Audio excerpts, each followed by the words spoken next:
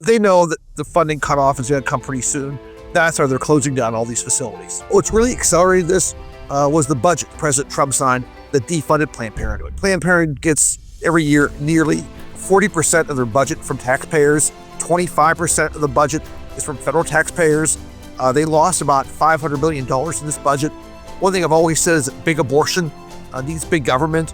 And if you take their taxpayer funding away, they're going to close up shop. This is an exciting development for pro-lifers. Did you know that over 40 Planned Parenthood locations have closed just this year, including their massive mega abortion facility in Houston, Texas?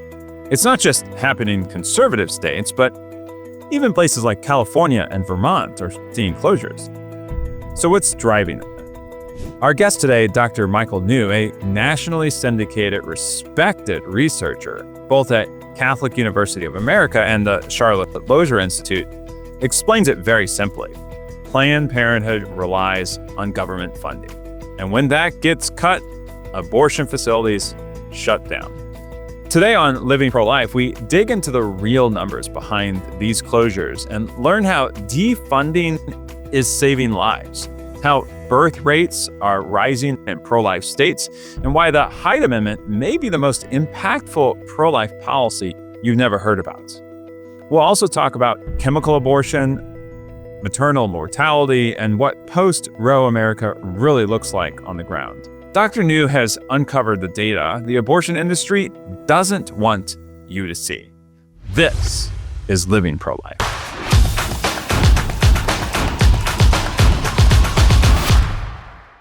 Hey, well, thank you very much, Michael, for being on the program today, and welcome. Yeah, thanks for having me. Much appreciated. Well, I know you've done a lot of research. I think one of your specialties, and I've always been very impressed by a lot of the research you're doing. One of the things we've been talking about a little bit is all of these Planned Parenthood closures across the country. Can you speak to that just a little bit? Sure, absolutely. Calendar year 2025, we have seen 40 Planned Parenthood facilities close. Very diverse range of states. Utah, Vermont. There have been 6 closures in California. The big Planned Parenthood mega center in Houston closed. So conservative states, liberal states, Planned Parenthoods are closing. Now, it's kind of interesting. We've seen a broad downward trajectory in terms of Planned Parenthood closures. I think as recently as around 2010, there were like about 880 Planned Parenthoods.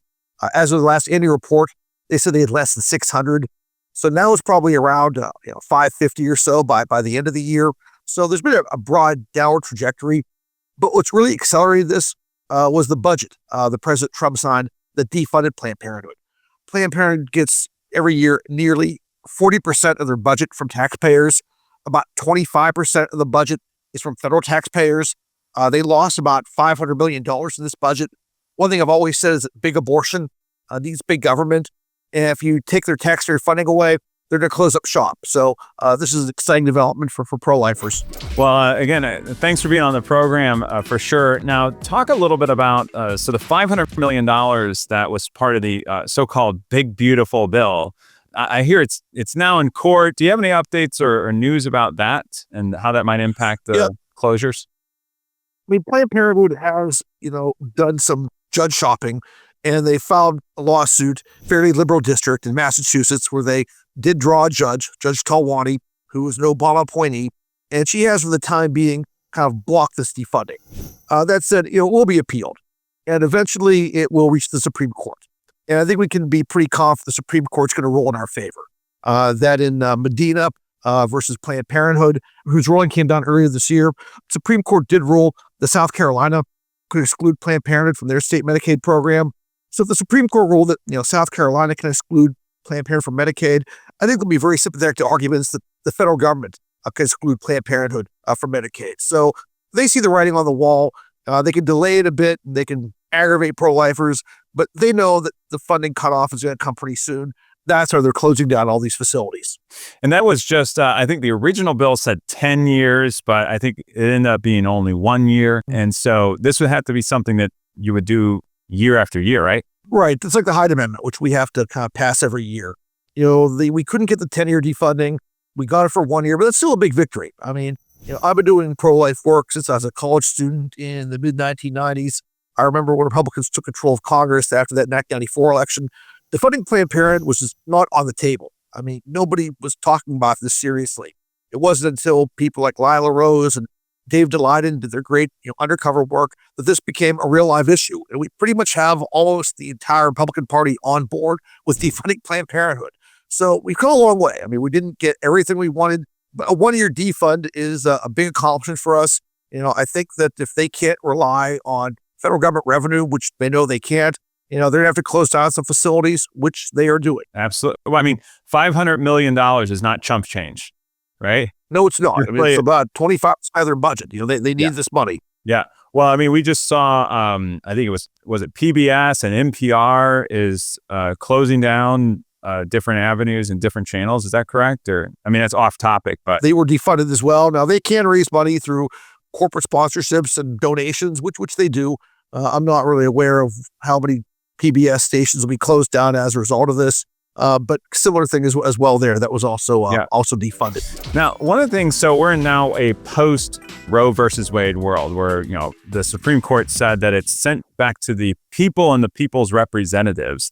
I want to be clear that doesn't necessarily mean just down to the state representatives. The federal government has a role in this as well. Yet, we have seen, at least from Guttmacher Institute, which is Planned Parenthood's research arm, and other institutions saying that, well, abortions have kind of flatlined ever since the Dobbs decision.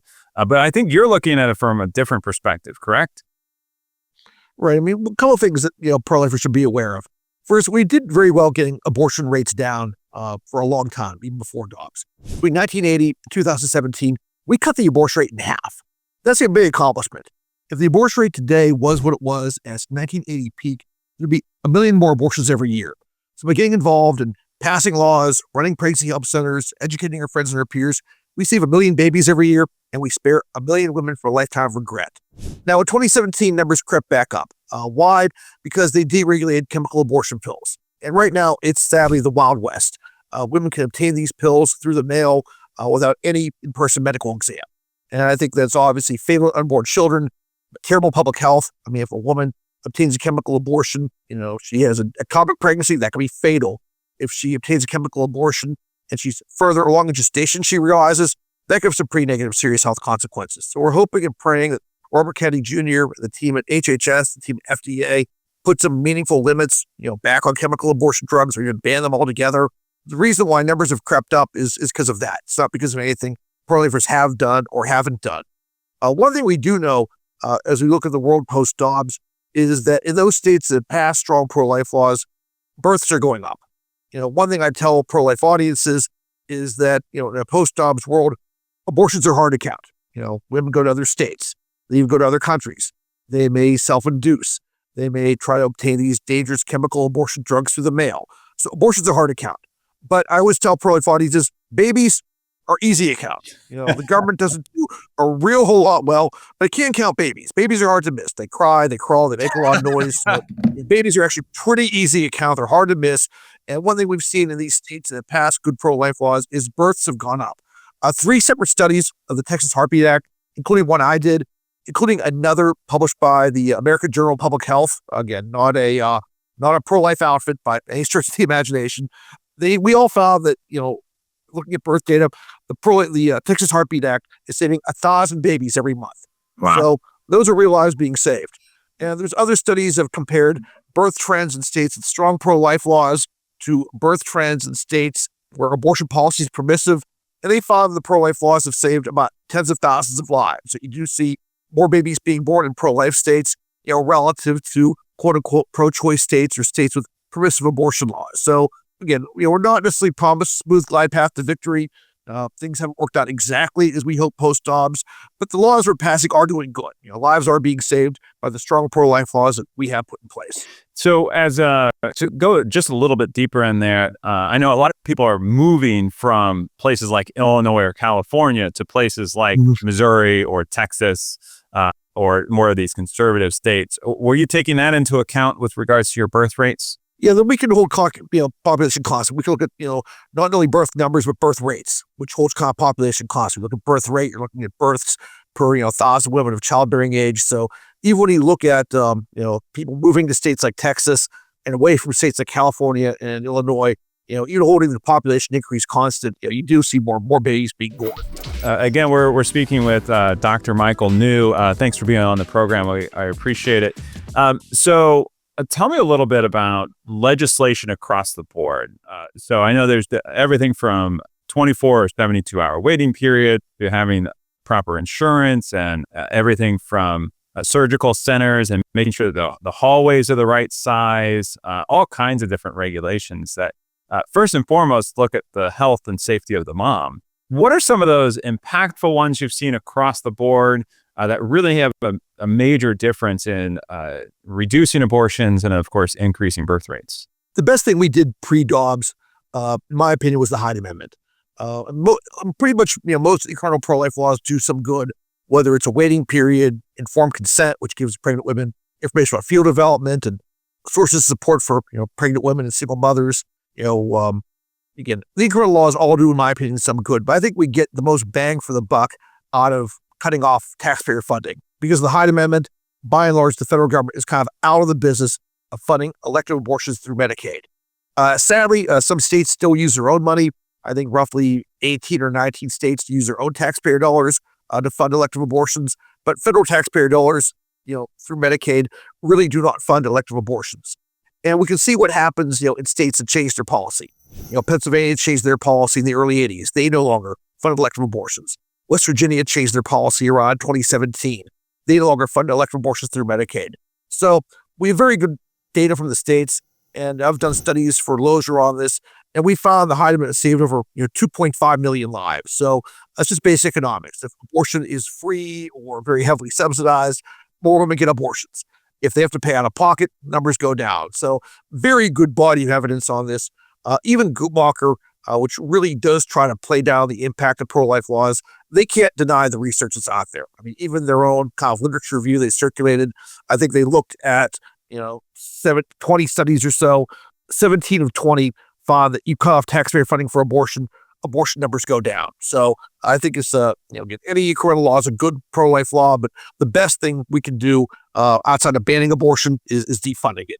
Absolutely. Well, so one of the things, so again, in a post-Roe versus Wade world we're in, one of the things that we get accused of all the time is, well, all of these women are going to have these children and they're not going to be able to take care of them. Or frankly, if they decide to parent this child, they're going to go through the delivery, they're going to die, or maybe even the child is going to die. And then somehow we're compared to other countries around the world. Instead, we have these huge mortality rates. So what can you say about specifically mortality rates? It's interesting. Maternal mortality rates have gone down since Dobbs. I mean, the other side's trying to hype up these anecdotes, but I think in a lot of cases, situations where either the story's been misrepresented or just health professionals misunderstood the pro-life law. I mean, we want pregnant women to get the care they need. Doctors do not have to wait until a pregnant woman is at death's door to try to take care of her. So I think a lot of these stories are misleading or just deal with public health professionals who didn't, do their responsibilities in a competent way. Overall, we see, maternal mortality numbers falling since Dobbs. That's a positive development. And one thing we know from other countries is that, pro-life laws go hand in hand with good public health. That all the major, large population countries in Europe, Poland has the lowest, maternal mortality rate. They also probably the strongest pro-life laws of any big country in Europe. It's not completely illegal in Poland, but it's very heavily restricted. Very few abortions take place in Poland. So that's a good example there. Ireland, before they legalized abortion in 2017 or so, or 2019, they had maternal mortality rates that were lower than Great Britain, Scotland, Wales. So that's another good example. And also, if you look at mortality rates, again, that number's been pretty stable. Most of the studies that you see that find some kind of an increase in infant mortality, you have to look at very carefully. What they're finding is there's been kind of an increase in children dying because of congenital defects. So it's not that the pro-life law is causing the congenital defect, it's that the pro-life law is protecting the kid from being aborted. And it's a tough situation. I mean, I know that having a child with a congenital defect, must be extremely trying for, mother and father. But at least, in these cases, the child does get to live out, his full life and, dies a natural death and isn't subject to a violent abortion. So obviously a tough situation, but those states that do find an increase, it's because there's an increase in children with congenital defects, who are being born. Again, the pro-life law is not causing that. It's protecting these children from being aborted. And in many cases, these prenatal diagnoses are wrong. I mean, there are many, many stories of women who have received adverse prenatal diagnoses, carried the child to term, and the child was perfectly healthy. So you can't really rely on these prenatal diagnoses. They do have a failure rate. They do have an error rate, and people should be aware of that. Yeah, I mean, even our own household, we were welcoming our 8th baby, and we were told at 20 weeks that our child was at high risk for Down syndrome. But he was born perfectly healthy and beautiful and wonderful. Not that Down syndrome is a death sentence. It's a lot of beautiful, amazing people live with Down syndrome. Assuming that we grew up in a different household or didn't, had a different background, even just the slightest risk of Down syndrome might have pushed us into an abortion, right? Sadly, in a lot of countries, a very, very high percentage of children with Down syndrome diagnoses are aborted. Yeah, I think Iceland. Was that Iceland? Rare. I think Iceland was one of the countries that claimed they eradicated Down syndrome. What they really did was they effectively aborted those kids who had a prenatal diagnosis, and that's just terrible. That many people with Down syndrome love their lives; they're happy. Their siblings love them. I mean, they live happy lives, and just because someone has some kind of disability doesn't mean their life is any less valuable. These are protection like anybody else. Yeah, my wife has a shirt from this beautiful young woman. She says that with Down syndrome, the extra chromosome is the love chromosome. So it's like, I love my life, I have the extra love chromosome. It's pretty fun. So one of the things we have coming up these days is, in fact, you mentioned earlier, the Hyde Amendment. And isn't there some big anniversary or something happening with the Hyde Amendment? Well, it wasn't a big anniversary, but the first Hyde Amendment was included in the federal budget in 1976. So it's going to be the 49th anniversary coming up September of 25. And hopefully we'll do something big for the 50th of September 2026. One of the things I do for the Lozier Institute is every so often, I try to update the number of lives saved. We have very good research that looks at its impact on abortion rates. It's been published in top academic journals. I've gone through all the studies. I've thrown out those studies I think are just weak methodologically or just have outliers. So we found, our last count was a Hyde Amendment has saved over 2.5 million lives. I would update that for this year. We'll probably get up to 2.6, 2.7 million. So again, not every state can ban abortion, but the Hyde Amendment is still very important. It's also important because sadly, Democratic parties become a lot more opposed to it. I mean, the Hyde Amendment used to be very bipartisan. The Hyde Amendment was included in actually every budget that President Obama, introduced. He was pro-abortion, but he didn't want to pick a fight with pro-lifers on the Hyde Amendment. Bill Clinton introduced 8 budgets when he was president, or submitted 8 budgets. 7 of the 8 include the Hyde Amendment. There was one year he tried to fight us. He lost. It's not worth it. So it used to be very bipartisan. Now, pretty much every Democrat who's elected to Congress or Senate, maybe with a couple exceptions, opposes the Hyde Amendment. So the Democratic Party not only wants to keep abortion legal, they want us to pay for it with my tax dollars and your taxpayer dollars. So we need to be vigilant. Obviously with Trump in the White House, the Hyde Amendment is safe, but political winds may blow in a different direction. You may get a Democratic president who wants to remove the Hyde Amendment, and we need to be prepared for that battle. Absolutely. So what have you seen, I think, on the ground? I think you deal with some college students and whatnot. So what have you seen in a post-Roe versus Wade world? Is there things changing, or do we need to change our strategies? Of course, we've talked a lot about politics and legislation, those kind of things, but what kind of things should we be doing moving forward? What are some action items for our listeners here? I mean, we're this for the long haul. We're never promised a smooth glide path to victory. One thing I did, I think a year or so ago, I gave a talk in Jackson, Mississippi. I spent the day at the Civil Rights Museum. And what you read in the history textbooks, doesn't give you the full story. I mean, the civil rights movement had a lot of setbacks and aggravations, but they persisted and they were wise to do so. And we need to be the same way. So I would say the things we do have a good track record of success. Legislation, education, service, these are all things that we need to do. We do face some new challenges, though, in a post-Dobbs world. I mean, the one big challenge we face is chemical abortions. The FDA on a couple of occasions has kind of liberalized the policy on chemical abortion drugs. At one point, you needed, 3 visits, and they could only be taken through 9 weeks gestation. Then around 2017, the FDA changed the policy. only one in-person visit, like up to 12 weeks gestation. Then during the COVID pandemic, they said it could be done through telehealth. So now a woman can obtain a chemical abortion drug without any in-person medical exam. The Biden administration continued this unwise policy even after the COVID pandemic ended. And right now the ball is in President Trump's court and the court of HHS and the FDA. And again, they tomorrow could put some limits in place. And I wish they'd move faster on this. I mean, pro-lifers are in dialogue with them. They're aware of our concerns. They're not moving as quickly as I think we would like. We just need to pray, and we just need to kind of keep putting political pressure, on Secretary Kennedy and the team at HHS and FDA to put some limits, or if not ban outright chemical abortion drugs. In the meantime, we can certainly all continue to pray. We can sidewalk counsel. We can educate people about the risks of chemical abortion drugs. I mean, even the FDA's own label suggests that like 1 in 25 women who take chemical abortion drug will end up in the emergency room. So this is what the FDA admits. Our own research shows that the health risks are much, much worse, that we don't really track abortion well in this country. And a lot of women who go to the hospital won't necessarily admit it was there if they were there for a chemical abortion. They may try to pass off as a miscarriage or some other reason. So we know these drugs are dangerous. So, in the absence of changing policy, we can always do our best to educate our friends and our peers. Absolutely. Wow. Our guest, Dr. Michael New, and we are so blessed and honored to have you as our guest. So thanks for being on the program. Yeah, thank you for doing the Build a Culture Life in St. Louis. I did enjoy doing the March on the Arch several years ago. It's a great event. I'd encourage all local pro-lifers to take part and keep the great work in Missouri. Absolutely. Thanks again. Take care. God bless.